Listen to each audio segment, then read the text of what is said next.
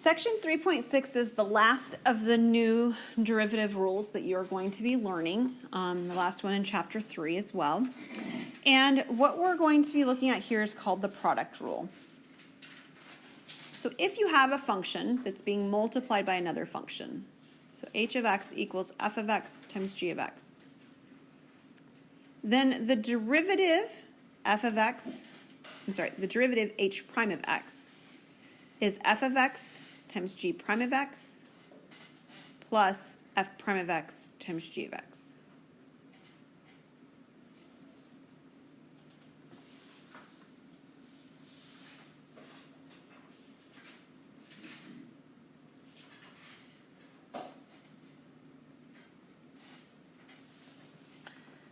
Notice what it is not. It is not f prime g prime.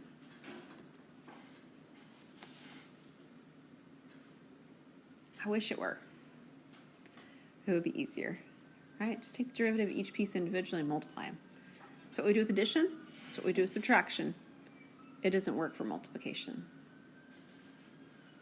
Okay? So we take the derivative of the individual pieces. You can see them here. But they get multiplied by the original of the other piece. I do present this in a slightly different order than the book does. The order of the book switches this and this one. They just do them reversed of that. It doesn't matter. They can do it reversed if they want. The reason I do this is because I like the fact that the first piece just looks like the first piece you already have. So you can always start this thing because it doesn't require you to do anything but copy it down. That's why I do it in this order. So we're going to do an example. I feel like some of you are still writing. I need to pause. So we're going to do an example. We're going to do lots of examples. So the first one has a trinomial, 3 terms, times a binomial, 2 terms. And what you see is that they're multiplied because they're in 2 different sets of parentheses. Okay? So we're going to do f prime of x, notation. And the first thing we do is to simply rewrite the first one that's there. 3x squared plus 15x plus 7. First step, just rewrite. The next thing we're going to do is we need to find the derivative of this. 96x squared, right? Okay, so you have 32 times 3, which is 96. And then it's x squared. Perfect. And then the plus 49 is 0. So this is half of the problem. We've done half the work. I don't think I have space to do it next to it. So I'm going to come down here and just put a plus sign below. The next thing I'm going to do is I'm going to go back to the first piece and I'm going to take its derivative. So what is the derivative of 3x squared plus 15x plus 7? 6x plus 15. Good. So you're using the simple rules inside of this, right? That's what's going to happen. And then we rewrite the second piece, 32x cubed plus 49. And you're done.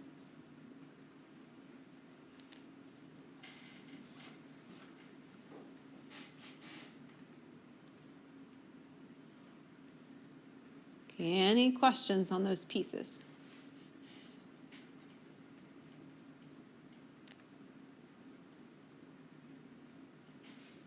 Okay, let's try another one. This one does not have 2 polynomials. This one, trinomial, but this one is an exponential. Process will still work the same way. We just have different simple rules that are involved in the intermediate part in the middle. So we have a derivative, and the first thing I do is I rewrite 4x squared plus 5x minus 6. The next thing I do is I take the derivative of the 3 and the 4.2 to the x. Okay, so that's an exponential rule, a b to the x rule. The 3 in front comes along for the ride. It's just a constant multiplier.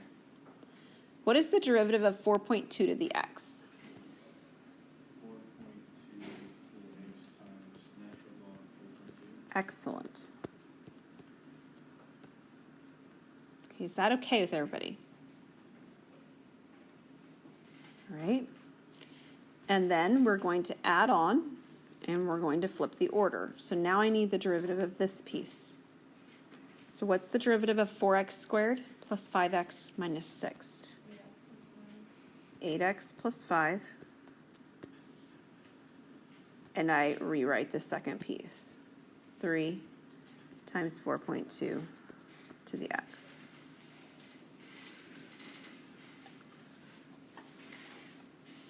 Okay, everybody doing all right? Yeah? All right. Let's try one that's a little harder. These two were very nice because we took the individual derivatives. They were simple rules with each of them individually. Doran? I didn't get rid of it. I just rewrote. This is the rewrite part. So over here, when I take the second part, the g of x just gets rewritten. Yeah. Once we encounter c, we do still see things that are being multiplied, right? This is being multiplied by this. So definitely is a product rule. But if you take a look at this piece all on its own little lonesome, it's a chain rule as well. Do you see an inside and an outside function there? Okay, so there is a chain rule inside of this product rule. So let's see how that plays out. The first part, same as before, I just rewrite the first function. 9x cubed plus 7x to the fourth. Rewrite, nothing else. Now I need the derivative of 14x squared plus 6. So what's the derivative of 14x squared plus 6?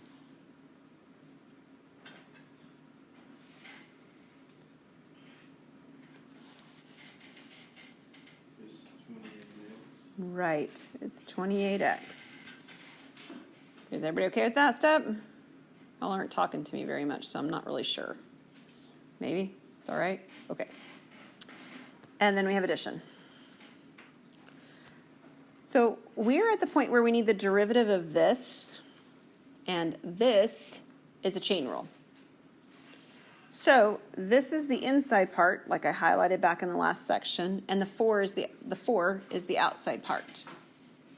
So when we're taking the derivative with the chain rule, we bring the outside part down, right? Bring the 4 down, and we make it to the power 3. And what was inside gets rewritten. 9x cubed plus 7x. Okay, so that's the 4 down to the power 3, rewrite the inside. Now I need the derivative of the inside. So what's the derivative of 9x cubed plus 7x? 7x squared plus 7. Yes, thank you so much. 27x squared, sorry, x squared, no, I didn't write it. Yeah, x squared plus 7. Okay, so that's the derivative of the whole thing at the beginning, right? The f of x, the original piece at the beginning that I had. And then I multiply it by the second function, which was 14x squared plus 6.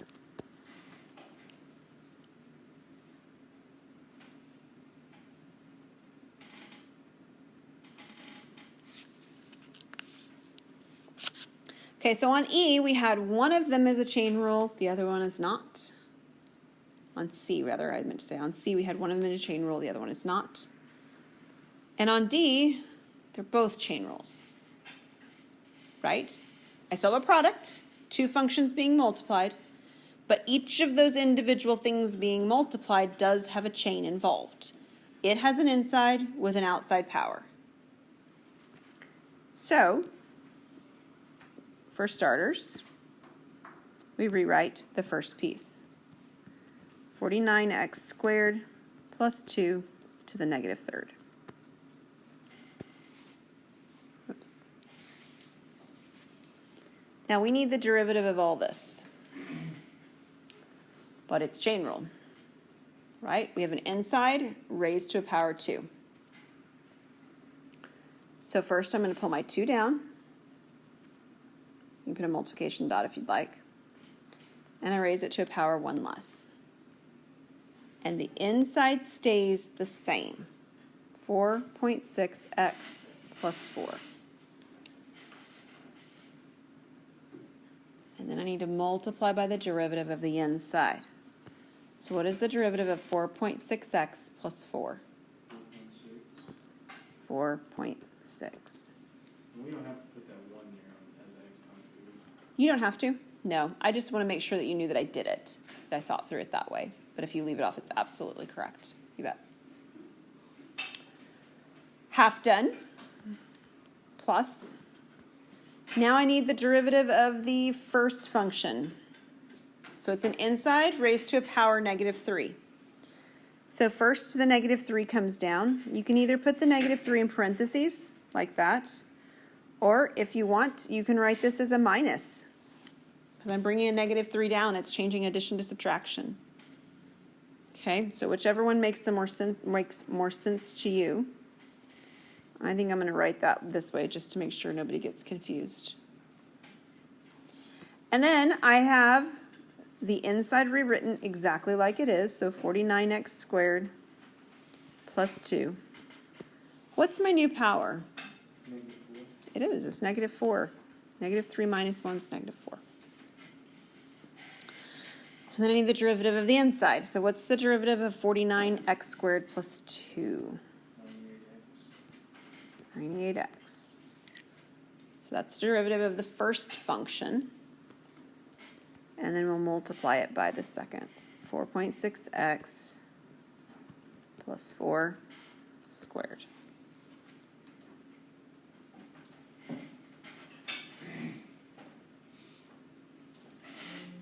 Okay, these are messy. They are. And there will be a number of ones that are messy on Thursday on your quiz. So settle right in with the mess. It's going to happen for a while. When we work with the ones back in your homework assignment with the context, except for logistic ones, they're usually not as messy. So you'll appreciate the fact that you don't have quite the algebra mess that you have when you get the context and the words associated. Let's try another one. E looks different because it looks like division, right? Kind of doesn't even look like we have a product because the top, while there is definitely multiplication going on, it really isn't a product. It's just a coefficient times something with a function. So it's really a coefficient or a constant multiplier. So just like I did back in section 4, when I had a denominator and I pulled it up in the numerator, I can do that here again. So we have 12.624 times 14.831 to the x. And then we're going to rewrite that denominator, x squared plus 1. I'll shrink this because I think I'm about to go off my screen. Oh, I'm close. To the -1.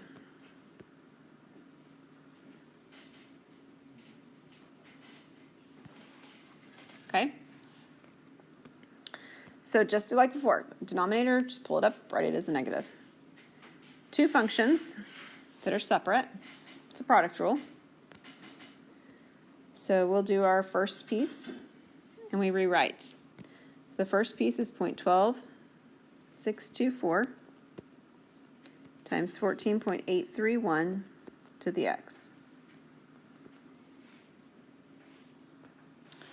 Then we want the derivative of the second one. It's a chain rule. It's something raised to a power. So we'll bring the power down, -1. We'll rewrite the inside, x squared plus 1. And then what's my new power? -2. It was -1, now it's -2. And I need the derivative of the inside. So what's the derivative of x squared plus 1? 2x. Good.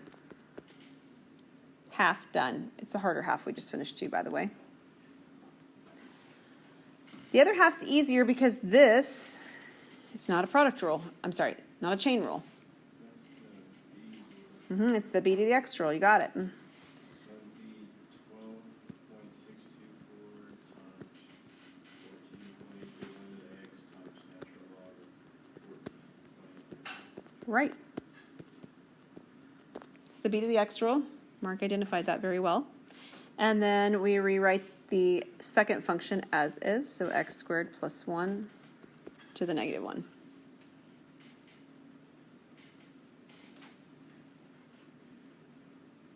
Okay, does that make sense? Okay? Do you have a question, Doran? No? Okay. Stop me if you do. A lot easier to ask now than to end up doing it wrong later. Okay. Let's try the next one. What's that? Yeah. Sorry.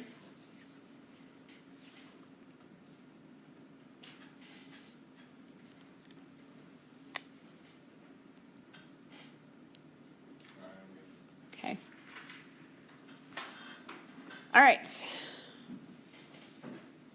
The part that's in parentheses, we talked about that one a little while ago. I asked you, do you recognize what this is? And it was like crickets in here. Do you remember that? Yeah. Do you recognize it now? What is it? It's logistic. So what we see happening here is that this is a logistic function inside the parentheses, and then we have it multiplied by something else outside the parentheses. I still have this denominator business going on, which makes it sort of not friendly. So before I go too far into my problem, my first thing I really would like to do is to rewrite it so that the denominator is actually in the numerator. So I have 1 plus 15e to the negative 0.96x, and then all that's raised to the negative 1. I just put that in brackets because the 39 is associated with the numerator of that function and kind of keep them grouped together. It doesn't really matter where the 39 is grouped, but we got to group it somewhere, and it might as well be grouped with what it's currently grouped with anyway. So, all right, 2 pieces multiplied. The first one, very friendly. Second one, not so friendly. The second one's a chain rule. And it's a chain rule with 2 insides. That's what we saw the last time we did a logistic function. Remember, one of the insides is the whole thing here, right? The parentheses, you see that. But the other inside is the exponent. So we have double inside functions anytime we have a logistic model. Okay, so let's start by writing down f prime of x. And again, we always can start the problem because it's always just rewriting the first function. 8x squared plus 13. So yay for us, we started. Now, the second function has an outside function with a power that's negative 1. So the negative 1 is going to come down in front with my 39. So I'm going to have negative 39. Make sure that you have a parenthesis or a bracket before the negative 39 because I'm not subtracting 39. I'm multiplying by 39 with a negative, right? Not subtraction. As with any chain rule, I rewrite the inside and I decrease, in this case, decreasing my power by 1, but my inside stays the same.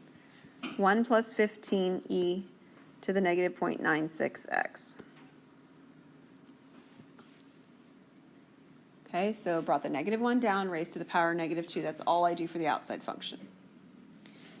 Now I'm ready to work on the inside, that is the big inside function. What's the derivative of the 1 plus part? Still 0. But the 15e to the power part, well, the 15 comes along for the ride. And what's the derivative of e to a power? E to the exact same power.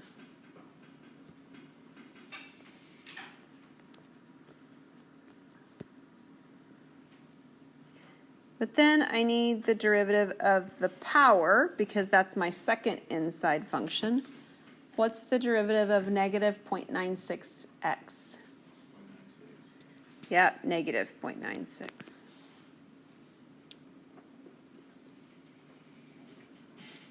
Halfway done, and we've definitely done the harder half. Okay. Now we're going back to the first function, which is simple rules. It's not even a chain. It's 8x squared plus 13. What's the derivative of 8x squared plus 13? 16x. Yes, it is. We'll put in parentheses. And then we have the second function rewritten. 39 times 1 plus 15 e to the negative 0.96x to the negative 1, like so.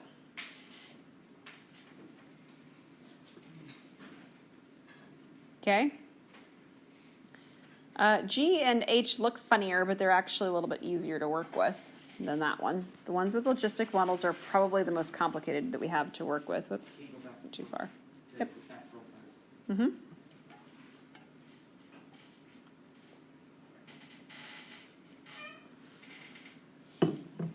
Okay. So we have two functions, again, being multiplied. It's product rule.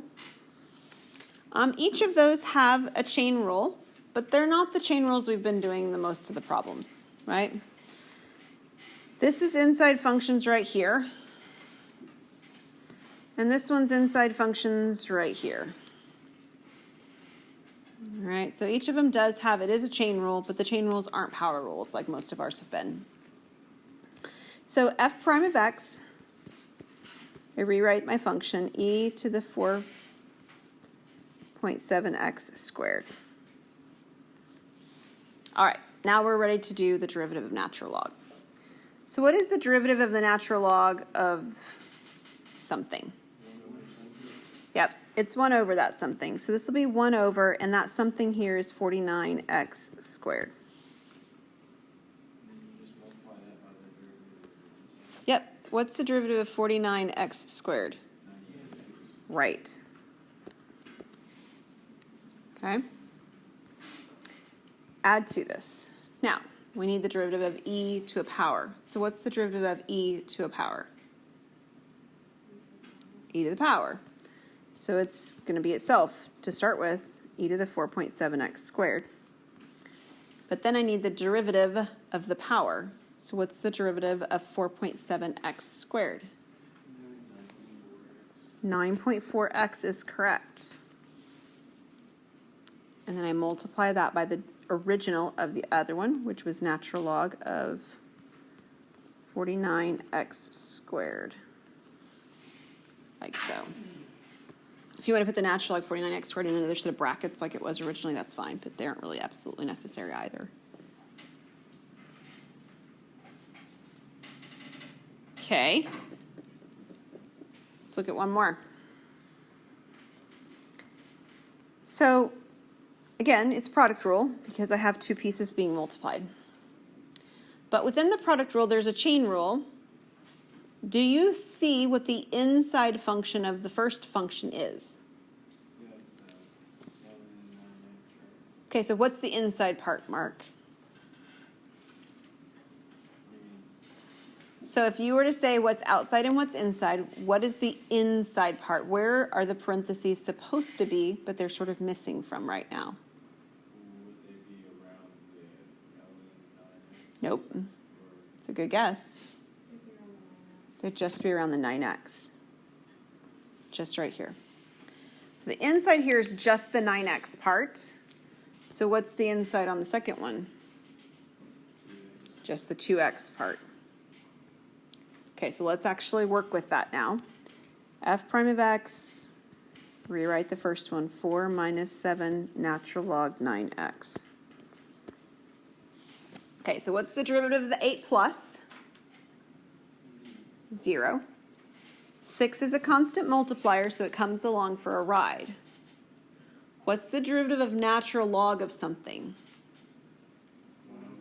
1 over that something. So I'm going to put a multiplication symbol. 1 over that something, which here is 2x. And then what's the derivative of 2x? 2. I've written my multiplication with dots. If you don't want to write it with dots, that's fine. Write it with parentheses like this. You know, whatever makes you happy. Doesn't really matter. If we've got the derivative of the outside, that's the 6 times 1 over 2x. And the derivative of the inside is the 2x. Plus, now I need the derivative of the 4 at the beginning. What's the derivative of the 4 at the beginning? 0. The negative 7 comes along for the ride. And then what's the derivative of natural log of something? 1 over something, and the something here is 9x. So 1 over 9x. And then what's the derivative of 9x? 9. So times 9. We multiply that by the original of the second piece. So 8 plus 6 natural log 2x.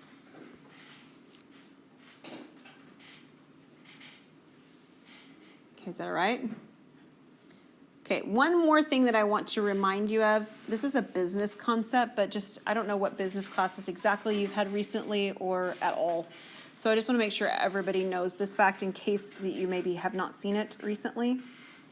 It's the idea of average, the average cost, the average profit, or the average revenue. Anytime you're dealing with the average of something, what it's actually asking you for is, we'll do average cost, is cost divided by the number of items. That's not a hashtag, that's the number symbol. Or profit divided by your number of items. You could do revenue, etc. So if you have a question, there is a question, at least one, inside of your homework where it asks you about the average cost or average profit. I can't remember which one it is. It means to take the cost equation or the revenue equation, whatever it's giving you, and to divide by the number of items. The number of items in that particular problem is a variable. It's the variable X or L or whatever the input variable is that you're dividing by. But that's what it's actually asking you for when you're talking about an average cost, for example, of a quantity. Okay? All right, so what I'd like for you to do now, we have 15 minutes, is to either choose to do homework problems of practicing derivatives, because I really want you practicing derivatives. Quiz on Thursday, super important. Or to choose to do the derivative review that's inside of Canvas and practice on that. If the review, I won't collect at all, so you can bounce around as you like. You can do whichever problems you want to do in whatever order, and I will be filtering around to answer questions as they come up, because they probably will. These are complicated. They're kind of messy. So your homework for this section, 3-6, as well as the last section, are both due on Thursday.